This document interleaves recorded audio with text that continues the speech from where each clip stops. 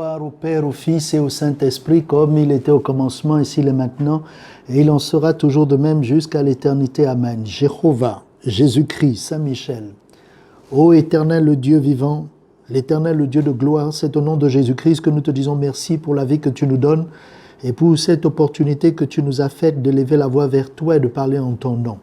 Tout ce que l'on fait en acte ou en parole, tu as dit que tout doit être fait dans ton nom. C'est pourquoi nous te remettons cette séance d'enseignement pour que tu viennes la bénir, la sanctifier pour la gloire du Père.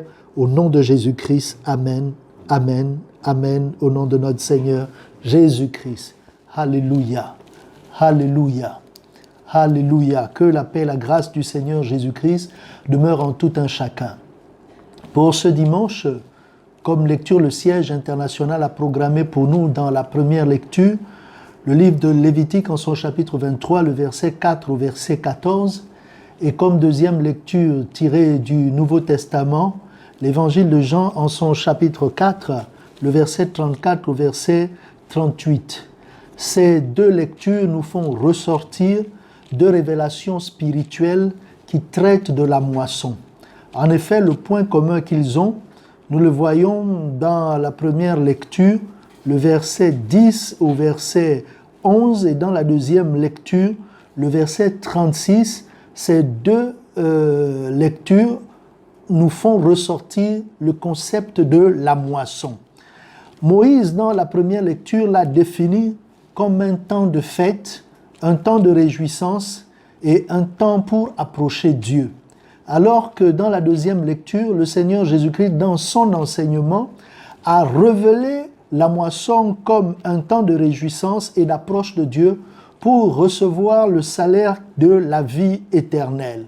Ainsi, pour terme, nous aurons aujourd'hui 4 apports pour approcher Dieu. Alors, quel est l'intérêt de cet enseignement? Dans le livre du Deutéronome, en son chapitre 16, le verset 16, Dieu nous commande de ne pas nous approcher de lui les mains vides. Et dans le livre de Hébreux, en son chapitre 4, le verset 16, il nous a dit « Approchons-nous du trône de la grâce pour être secourus dans tous nos besoins et pour trouver miséricorde. » Nous avons tous besoin de sa grâce.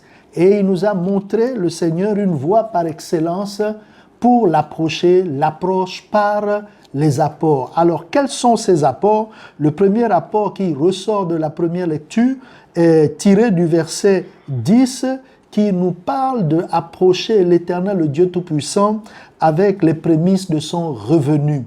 Ainsi, nous le voyons dans le livre de la Genèse, en son chapitre 4, à partir du verset 4, comment est-ce que Abel a approché Dieu avec les prémices de son revenu, et par la suite, il a eu le bénéfice de l'agrément de Dieu pour lui-même et pour son offrande. Et nous voyons aussi dans le livre de Proverbes, en son chapitre 8, au verset 10, que celui qui honore l'Éternel avec les prémices de ses biens, celui-là, il est l'objet d'une grande bénédiction de la part de Dieu.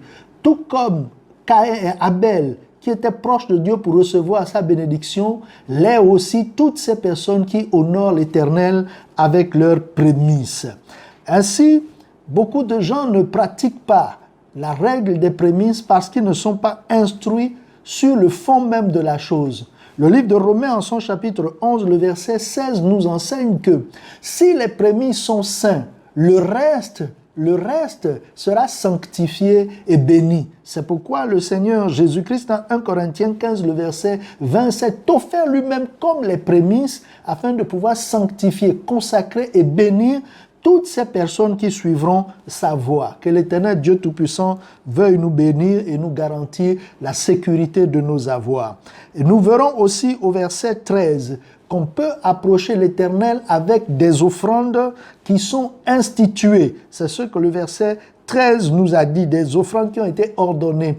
Dans le livre de Matthieu, chapitre 8, le verset 1 au verset 4, nous voyons un lépreux qui est l'objet d'une guérison de la part du Seigneur Jésus-Christ, et Jésus le commande d'aller voir les prêtres et de présenter l'offrande conséquente qui avait été prescrite par Moïse pour le purifier de cette lèpre-là. Nous voyons aussi dans le livre des Actes, chapitre 21, le verset 26, combien de fois Saint Paul, face aux personnes qui se disait, qui avait un faux témoignage de lui disant qu'il avait rejeté la foi juive, Saint Paul a respecté le rituel des vœux, le rituel de purification, en faisant le sacrifice qui avait été institué. Frères et sœurs en Christ, les offrandes instituées souvent ne sont pas enseignées parce que les gens ne les connaissent pas, n'étudient pas, ou bien si les personnes les connaissent,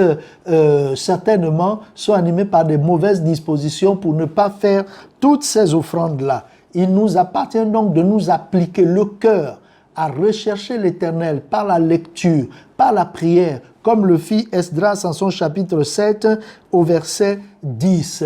Voyons bien que le Seigneur Jésus-Christ nous a dit que lorsque quelqu'un a un problème avec son prochain et qui va à l'autel amener son offrande, celui-ci devrait d'abord laisser l'offrande de côté et aller s'arranger avec son frère. Parce que beaucoup de personnes ne font plus les offrandes parce qu'ils ont testé et ne voient aucun retour de bénédiction. L'Écriture nous enseigne que les défauts moraux aussi rend vain le pouvoir des offrandes. C'est pourquoi Jésus a enseigné le fait de pouvoir corriger d'abord ses défauts avec ses frères et revenir dans la pratique de l'offrande pour que l'offrande ne puisse point être vaine, qu'elle soit suivie de bénédiction et de grâce. Que le Seigneur, Dieu Tout-Puissant, veuille nous assister et nous bénir. Malachie, en son chapitre 2, le verset 11 nous a enseigné cela, que si l'offrande est soutenue donc par des défauts moraux, les gens qui vont avec ces défauts devant l'autel, leur offrande devient vaine, elle ne produit pas. Bénissons l'Éternel qui nous apprend à connaître toutes ces choses-là et qui nous donne des bonnes dispositions pour l'approcher.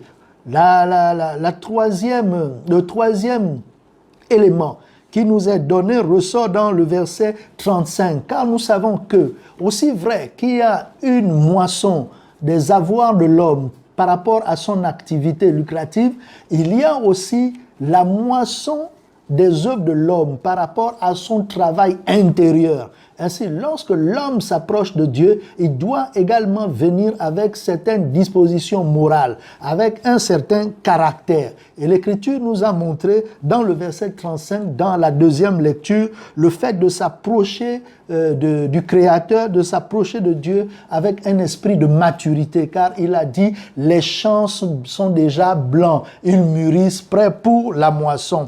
C'est ce qui nous a été montré dans le livre de Luc, en son chapitre 2, le verset 46 à 47, le Seigneur Jésus-Christ qui a passé 3 jours dans le temple, il avait 12 ans, il se retrouvait avec des vieillards de 50, 51 ans. Qu'est-ce qu'on a trouvé de lui? Une maturité au-dessus de son âge. Il posait des questions et il répondait aussi aux questions de ses prêtres parce qu'il était mature et il était l'objet d'actualité dans cette période-là parce qu'on n'avait jamais trouvé un enfant aussi mature. Le livre de l'Apocalypse en son chapitre 14, 15 et le verset 18 nous montre que lorsque la maturité est établie, les cieux prêtent leur oreille, prêtent leur attention et leur regard vers ce qui est mature. Que le Seigneur Dieu Tout-Puissant nous assiste. Il n'y a pas de maturité sans croissance, sans évolution. Pour être mature, on a besoin de se nourrir comme un être humain se nourrit normalement avec des aliments qui sont relatifs aux différents âges. Nous avons besoin également de nous nourrir sur le plan spirituel tel que cela est dit dans le livre de 1 Pierre chapitre 2, le verset 2. Et deuxièmement, certaines personnes commencent à avoir une certaine maturité, mais ça ne tient pas. Pourquoi? Parce qu'elles sont animées par les soucis, pas les plaisirs de ce monde, les soucis que donne l'argent. C'est pourquoi Luc chapitre 8, le verset 14 nous demande, nous interpelle à nous éloigner de ces soucis, de nous éloigner de l'amour du monde. Que le Seigneur veuille nous bénir.